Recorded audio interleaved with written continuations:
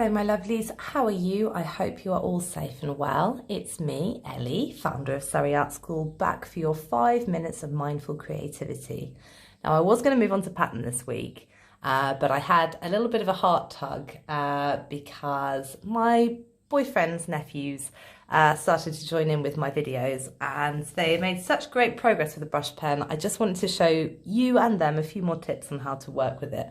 So we're going to start with a little warm-up exercise, really simple. Any brush pen will do for this, or if you don't have a brush pen, just a brush and some ink is fine. So we're going to start by making some sprouts. Everybody's growing stuff at the moment. Everybody trying to grow their own veg. Just press one side, press the other, and then pull down in the middle. So I'll show you that again. Press one side. Notice how I'm reaching around with my arm to get to the other side so it's nice and even. And then just a very light little pull. So this warms up your wrist, kind of tunes you in, simple, and it's adaptable. And I think it's really effective. I really like these little sprouts. They're really sweet. They're full of optimism and hope. Something about growing your own stuff that, you know, makes you an eternal optimist, I think. And at the moment, gardening's been a real good therapy for us all. So here's my little sprout collection. If you want to take that a little bit further, I was playing with this the other day. Press again. And then maybe this guy becomes a little bug or a bee. Add a few little kind of movement lines in. And he kind of comes together, and as they dry out the brush pens, you get these kind of nice frayed edges. That can be really nice. So you just need a little bit for the body, and then just a couple of little lines just to show the movement. Don't know what they are. Are they butterflies? Are they moths? You let me know. I'm not sure exactly myself, but I rather like these little creatures that have just come out of this play and this experimentation. So next up, the humble dandelion. Loads of interesting marks we can make there. Of course, we can't do the colour with the brush pen, but we can give all the other indications that this is a dandelion. So I'm going to start with these top bits. Just very quick mark making in all directions from the centre. Okay, so nice and light here. We don't want the marks too thick because we're going to have to show the rest of the dandelion in a minute.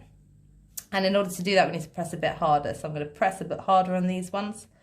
These are going to become the kind of larger leaves of the dandelion, and they kind of curve a little bit, you'll notice, just to show the shape of the flower itself.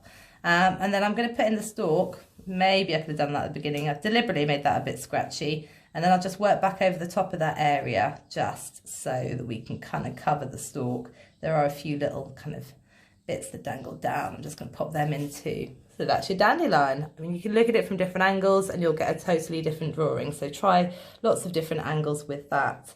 I picked up when I was on my way down here some ferns.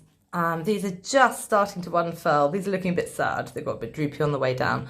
But I've just pulled one little leaf off that for us to have a little go at recording. Again, it's that wiggly line that we've been playing around with. And then at the top it's really pointy, so I'm just going to press, and you've got to press really lightly at the top. This is a little bit like doing the lavender, and there's a little bit of a curve to these marks as well. So try and see if you can get your hand all the way around so you get a nice even mark left to right. I'm sort of, my elbow's getting in the way at the moment. You might notice the same thing.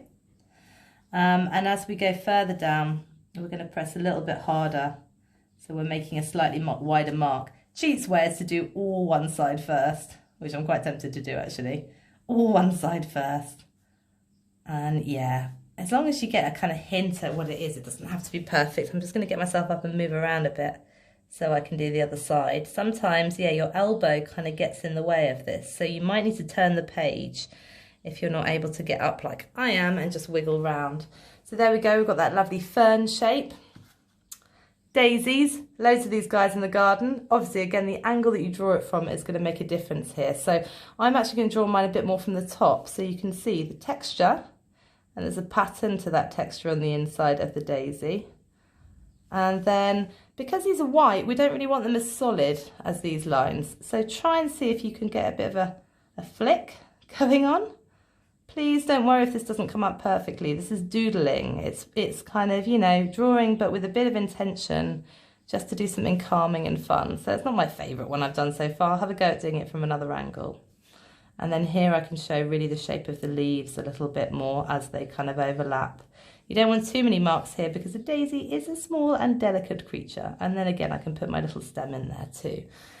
So nearly there, one more. I did see some beautiful drawings of some buttercups this week, using the brush pen to find that inner space, that kind of inner volume. So thought I'd have a crack at one too. I'm gonna have a go at this guy here. And I'm gonna start off by pulling out that top leaf shape. Again, like I said, lots more botanical drawing will be coming up as part of Sketchbook Club. So if you want to really learn about botanical drawing end to end, then you need to join that. But it's nice to give you some ideas, some hints, some suggestions here.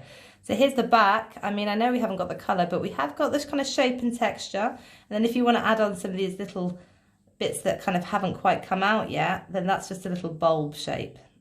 So you can add that on too. So such a great, diverse sketching pen this is. I just absolutely love it. And I think I'm going to leave that there because for once in my life, I'm nearly at the 5-minute mark. I'm only a tiny bit over.